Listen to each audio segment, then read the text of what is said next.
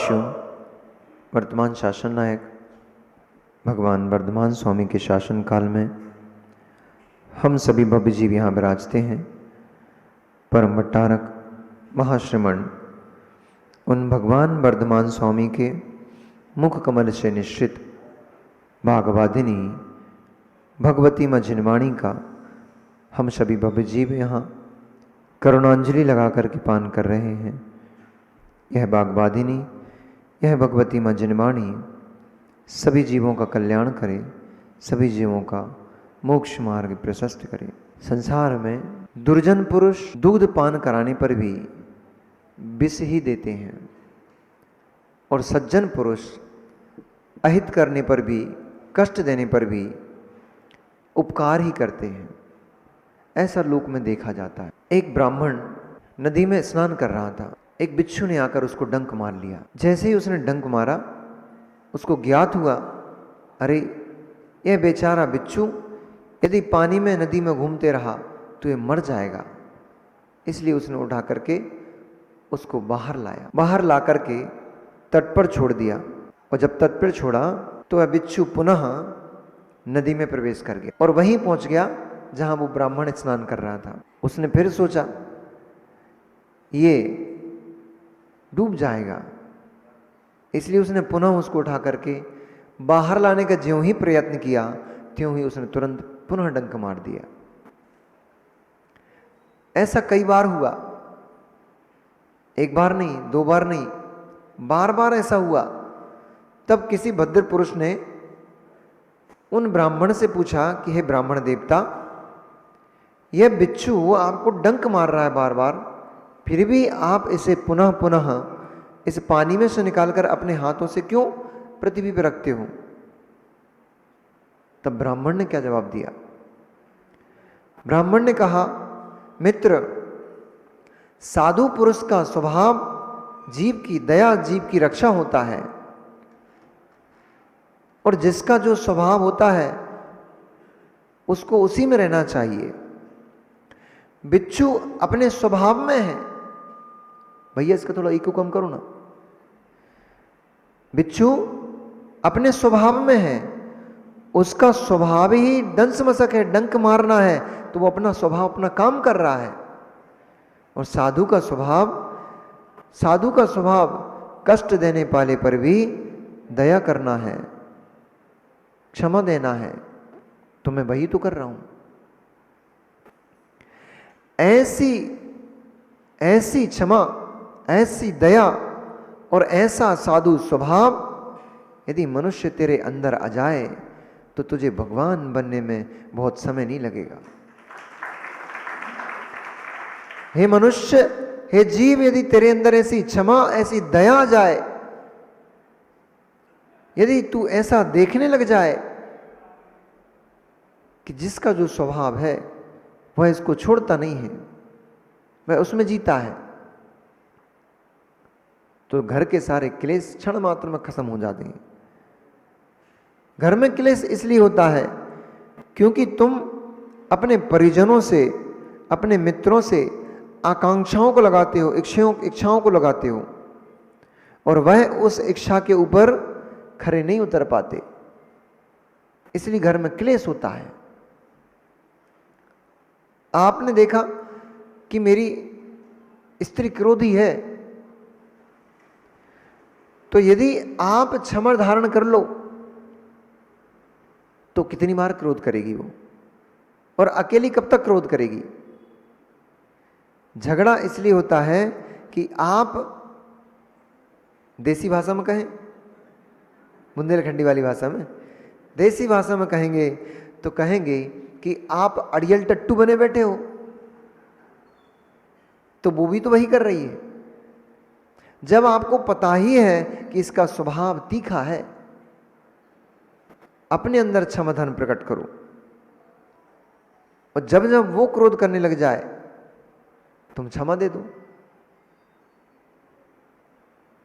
और जैसे ही तुम क्षमा दोगे, थोड़ी देर बड़बड़ाएगी, थोड़ी देर चिल्लाएगी, फिर अपने आप में उसको शर्म लगेगी, मैं ही बड़बड़ा जा रहा हूं। और ऐसा भी बोलेगी वो, हमें पागल समझ कर रखा है, हम बड़बड़ा जा रहे, तुम कुछ बोले ही नहीं रहे। पर तब भी कुछ बोलना नहीं, मौन रहना, मुस्कुरा देना। जैसे अभी हमारे प्रवीण भैया हल्की हल्की मुस्कुरान दे रहे हैं, ऐसे ही मुस्कुरा देना। और जैसे ही आप मुस्कान दोगे उसको समझ में आएगा सही में मैं पागल ही हूँ, सही में मैं पागल ही हूँ, सच में मैं पागल हूँ कि मैं बड़बड़ा जा रहा हूँ, उनके ऊपर तो कोई फर्क नहीं पड़ रहा है। ये सीखना चाहिए। पंडित शायद बनारसी दास जी की घटना है, उनसे सीखना चाहिए। ऐसा उनसे शब्द भी सीख लो, हम तो कह रहे हैं आपका काम बन जाएगा। उनकी देवी बड़ी तीखी तेवर वाली थी। तो एक बार किसी कारण से बनारसी दास जी को बाहर जाना पड़ा और आते आते रात हो गई। उसने संध्या को सब भोजन आदि बना के रखा, सब कुछ करके रखा, और शाम को वो आ नहीं पाए। तो एक तो दिमाग खराब, इसलिए इनका भी दिमाग खराब हो जाता है जब आप लोग कहीं चले जाओ और फ़ोन करके बोलो नहीं कि हम टाइम पे नहीं आ पा रहे, भोजन नहीं बनाना, और इनने भोजन बना के रख लिया।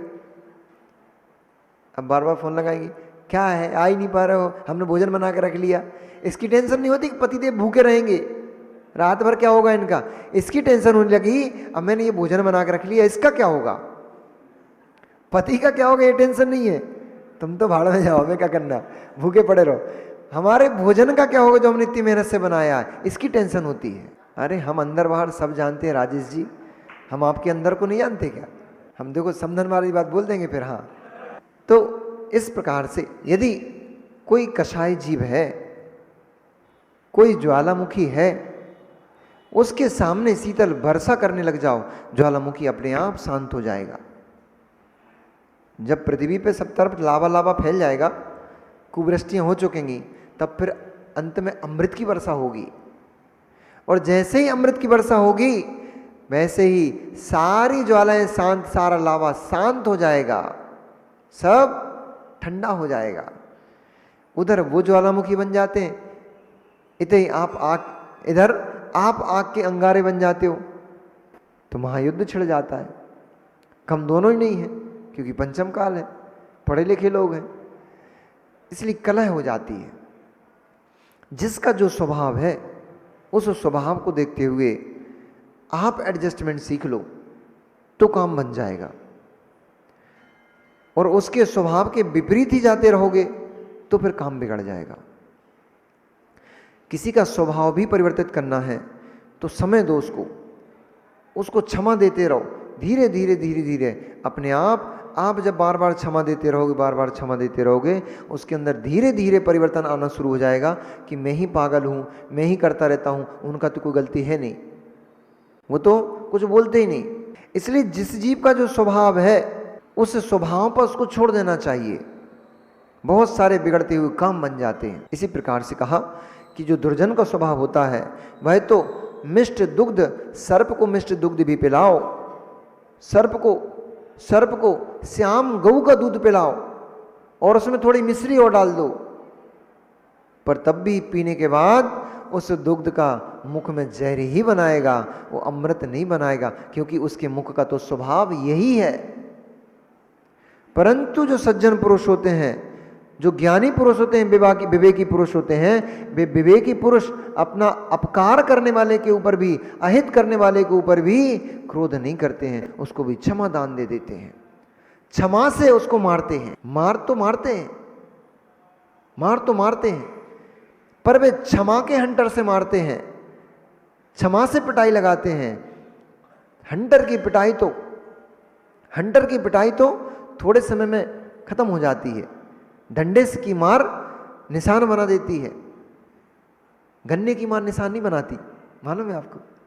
एक रहस्य बताता हूं आपको। एक बार एक गांव में जब मैं था, बहुत छोटा था, तो मुझे दृश्य याद आ गया। किसी ने चोरी की, तो जो हमारे यहाँ के नगर के जो मुखिया कहलाते थे, मुख्य प्रधान कहलाते थे, उन्होंने 2-3 बार तो हंटर मारे, और जब हंटर मारे तो हंटर तुरंत उसके ऊपर, घोड़े के जो हंटर होते हैं ना, वो हंटर मारे तो उसके शरीर पर दाग बनने लग गए। उनके यहाँ गन्ने की बराई थी, गन्ने का खेत, तो गन्ने रखे हुए तो बहुत सारे, तो ज्ञानी जीव थे। उनने कहा हंटर से मार कम पड़ेगी और असर दिखाई ज़्यादा देगा। उनने उठाए गन्ने, वो गन्ने से मारना शुरू किया। क्योंकि गन्ने की एक विशेषता होती है, गन्ने की पिटाई कितनी भी पड़ जाए चोट जम के लगती है, पर उछड़ता नहीं है, वो निशान नहीं बनाता। तो उन्होंने गन्ने से मार लगाई। मीठी मार, इसको बोलते हैं मीठी मार। बहुत जब पिट लिया उसने, वो जो भी इसकी चोरी वोरी सब बता बतू दिया उसने। फिर किसी ने पूछ लिया कि भैया आप ये बताओ, पहले आपने 2-3 बार हंटर मारे, कोड़े मारे उसको, फिर गन्ने से मारना, डंडे पड़े थे, सब कुछ पड़ा था, गन्ने से क्यों मारा? उनने बोला वो बड़ा ढीठ आदमी था। हंटर क्या है, कम पड़ते उसमें, शरीर पर दिखने लग जाते, तो आप लोगों को सबको दया आ जाती, हमें भी देख करके दया आ जाती, कितना मारे हैं इसको। वो उगलता नहीं। गन्ने की मार ऐसी होती है कि गन्ने में निशान नहीं बनता, इसलिए ना हमें दिखाई दे रहा था, पड़ता भी जोर से, क्योंकि नरम गीला होता है ना, तो पड़ता भी जोर से, और पता भी नहीं पड़ता कितने जोर से पड़ा, वो उसको ही पता पड़ता जिसमें पड़ा।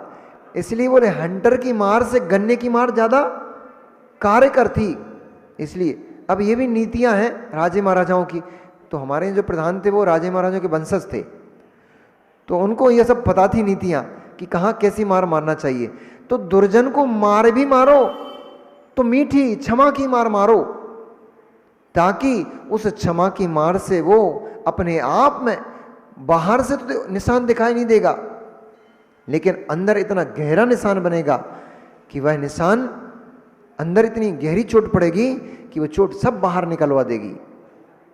इस प्रकार से हमारा जो वज्रकर्ण था, वह वज्रकर्ण भी न्याय प्रिय था, धर्म वत्सली था। इसलिए सिंहोदर ने उसके ऊपर जो अत्याचार किया उसको क्षमा करते हुए, और वह अपने द्वार, सिंह द्वार के अंदर ही, गोपुर द्वार के अंदर ही सारी सेना, सारे नगरवासियों को लेकर के सुरक्षित हो गया।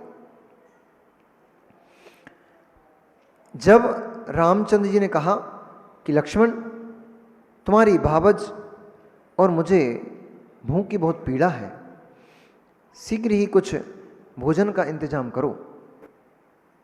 तब लक्ष्मण भोजन को खोज करते करते और उस नगर के द्वार पर, गोपुर द्वार पर पहुंच गए, जहां सिंहरथ वज्रकर्ण ने बहुत सारे सैनिकों को उस द्वार पर लगा के रखा था, ताकि कोई भी उस द्वार के अंदर प्रवेश न कर सके। कर्मों की दशा बड़ी विचित्र है, कर्मों की दशा बड़ी विचित्र है। नारायण पेट भरने के लिए किसी के द्वार पर खड़े हैं। नारायण बलभद्र जो स्वयं किमिच्छिक दान देखते हैं, जो अपनी प्रजा को संतुष्ट करते हैं, जो लाखों करोड़ों लोगों को संतृप्त करते हैं, धन दे करके, आहार दे करके, औषधि दे करके, महल दे करके, भवन देकर, सब कुछ दान देते हैं, रत्न हीरे मणि माणिक सब दान देते हैं। और ऐसे वे बलभद्र, वे नारायण किसी के द्वार पर खड़े हैं, भोजन की प्रतीक्षा में किसी के द्वार पर खड़े हैं। इसलिए कहते हैं भैया, इसलिए कहते हैं अपने अच्छे दिनों में अच्छे काम कर लो, क्योंकि बुरे दिनों का कोई भरोसा नहीं, कब टपक जाए। प्रवचन में एक दिन आचार्य भगवंत ने कहा था कि वे महल विलीन हो गए, वे महल, नितिन भैया एक दिन आपको सुनाया था आचार्य जी की भाषा में, कि विलीन हो गए वे महल जो शान से खड़े होते थे, विलीन हो गए वे लोग जो उन महलों पर गर्व कर इतराते फिरते थे, जो कभी स्वर्ण के झूले में, रत्नमय कटोरियों में खीर खाया करते थे, आज वे दूसरों के घर पर बर्तन लिए मट्ठे के लिए खड़े देखे जाते हैं। ऐसे दिन देखे भैया। एक व्यक्ति जो लोगों को दान दिया करता था, बड़ा धनी था, ऐसे बुरे दिन आ गए कि वो गिलट का जो कटोरा होता ना, गिलट का बर्तन, तपेला, गिलट की तपेली लिए वो किसी दूसरे के घर पे मट्ठा के लिए लाइन में खड़े हुए थे। ये संसार में कर्मों की विचित्रता है। कब किस जीव को कौन से दिन देखना पड़ जाए कोई भरोसा नहीं। इसलिए भैया कषायों में अपना बल मत दिखाओ, दूसरों को नीचे दिखाने में अपना बल मत दिखाओ, दूसरों की छल कपट मायाचारी करने में अपना बल मत प्रयोग करो, किसी के लड़ने में झगड़ने में, किसी को मारने पीटने में, इसमें अपने बल का प्रयोग मत करो। कर ही सकते हो तो अपने कर्मों के क्षय में अपना बल का प्रयोग करो। शरीर मिला है, शरीर में बल मिला है, पौरुष मिला है, तो दूसरों को उठा के पछीटने में नहीं, कर्मों को पछीटने में इस बल का प्रयोग करो। अणुव्रतों को धारण करो, महाव्रतों को धारण करो, तो हम तुम्हें योद्धा माने, वीर सूरवीर माने। अब तुमने एक दुबले पतले से आदमी के ऊपर बरस लिया, चिल्ला लिया, उससे क्या हो जाएगा? कषायों में अपनी शक्ति को बर्बाद मत करो। कि हमारे एक संघ में ब्रह्मचारी भैया थे जो अब क्षुल्लक श्रुत सागर जी हैं, डॉक्टर हर्षवर्धन मेहता, बहुत सारे लोग पहचानते होंगे उनको। बड़े मनमोजी टाइप के जीव हैं वो हमेशा कहते थे save the energy and do the upvas, save the energy and do the upvas, fast करो, अपनी एनर्जी को सुरक्षित करो, इसको व्यर्थ में वेस्ट मत करो। यहां देखने में, वहां देखने में, ये यहां भागने में, वहां भागने में, इनमें एनर्जी वेस्ट मत करो। उस एनर्जी को सेव करो, अपने आप को संकुचित करो, अपनी एनर्जी को सेव करो और फिर उसको उपवास करके कर्म निर्जरा में उस एनर्जी का उपयोग करो। अच्छा सूत्र था उनका कि save the energy and do the fast, fast करो, उपवास करो, नीरस करो, रसों का त्याग करो, इसमें एनर्जी बर्बाद करो तो कुछ काम की है। वह लक्ष्मण जैसे ही द्वार के निकट पहुंचे, तुरंत ही पहरेदारों ने उनको वहीं भालों से रोक लिया और कहा, हे भद्र पुरुष, तुम आचरण में विनम्र दिखते हो और शरीर तुम्हारा दैदीप्तिमान है, इससे ऐसा प्रतीत होता है किसी उच्च कुल में जन्मे हुए हो तुम, पर तुम इस नगर के नहीं हो। कौन हो, कहां से आते हो और यहां किस प्रयोजन से आए हो? तब लक्ष्मण ने विनम्र होकर कहा कि मित्र, मेरा नाम लक्ष्मण है और मैं अपने भ्राता और अपनी भौजाई के साथ इस वन में पास ही में ठहरा हूं। वहां भोजन की कुछ सामग्री दिखाई नहीं दी, अतः भोजन की आकांक्षा से मैं इस वन में पधारा हूं, यहां आपके नगर के समीप आया हूं। इस बात को महल की छत पर खड़ा वज्रकर्ण देख रहा था। दूर से ही उसको जब यह शब्द सुनाई पड़े, उस व्यक्ति की हाव भाव दिखाई दिया, उसने यह जान लिया यह कोई कुलीन पुरुष है, सभ्य पुरुष है, धर्मात्मा जीव है, तभी तो इतने आदरपूर्वक द्वारपालों से बात कर रहा है। उन्होंने वहीं से इशारा करके द्वारपालों को कहा, इस भद्र पुरुष को प्रवेश दिया जाए। जो श्रेष्ठ पुरुष होते हैं, वे श्रेष्ठ पुरुष होते हैं, वे लोगों की कद्र जानते हैं, सम्मान देना जानते हैं। लक्ष्मण जैसे ही महल में प्रवेश किए, वहां जाकर उन्होंने, राजा वज्रकर्ण ने उनसे पूछा, उच्चासन देकर के उनको बिठाया और कहा कि तुम कौन हो, किस प्रयोजन से यहाँ आए हो? तब लक्ष्मण ने कहा, मैं और मेरे भ्राता और मेरी भौजाई, हम तीनों पास में ही वन में निवास करते हैं। वहाँ भोजन की कोई व्यवस्था नहीं थी, इसलिए हम दूर से आपका नगर दिखाई दिया, इसलिए इस नगर में हम भोजन की आकांक्षा से यहाँ पधारे।